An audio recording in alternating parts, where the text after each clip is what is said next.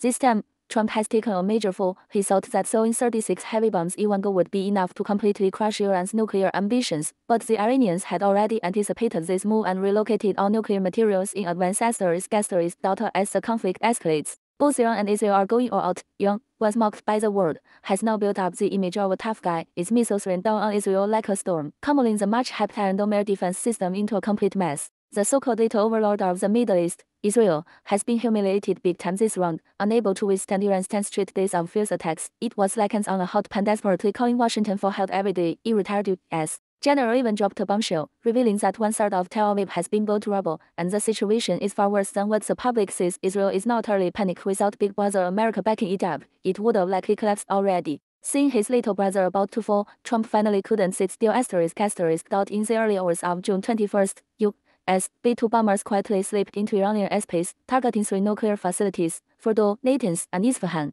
Especially at Fordo, the most precious of Iran's nuclear facilities, 6 bunker buster bombs were dropped in one go. The other 2 bases were also hit with 30 Tomahawk missiles. Afterward, Trump cleverly announced on Truth Social, the Fordo nuclear facility no longer exists. It has been leveled. He then threatened the Iranians to surrender unconditionally. Although U.S. was ready for a second wave, but what Trump didn't expect was Iran's complete calm. Their response was cool and collected. Well, we already moved the nuclear materials. What you blew up was just an empty shell, and right after Trump posted, his Truth Social platform crashed, likely overwhelmed by a flood of mockery and ridicule from users. Major media outlets were also baffled. The Fox News reporter said it bluntly: "There is no video footage. We can't confirm if the strike actually happened or not, because the entire operation is full of deception. This creates a very amusing situation. Trump thinks he bombed Iran's nuclear sites, so he wins. Iran says the nuclear materials were moved long ago, they also win. Israel sees Big Brother America making a move, they too feel like winners. The only real losers, probably those late-night troublemakers staying up to watch the drama unfold." But the Iranians had no intention of stopping here. The Islamic Revolutionary Guard Corps issued a stern warning: the U.S. must pay for this airstrike,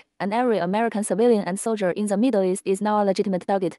To put it bluntly, Trump got played by the Iranians. They had long predicted that the U.S. would strike and had made full preparations. The U.S. spent a fortune, deployed its most advanced bombers, and dropped dozens of costly bombs only to hit nothing of value now. America wants to declare mission accomplished and call it a day, but Iran clearly isn't going along with that plan. This game is just beginning. If Trump wants to fill in the massive hole called Israel, he may have to pay a much higher price than expected. And the Middle East, it's become even more chaotic and dangerous now that the U.S. has jumped in directly. It seems this grand Middle Eastern drama is far from over. We just don't know who the next one to get played will be. Let me know if you'd like a version adapted for a news outlet, a social media post, or a more formal briefing.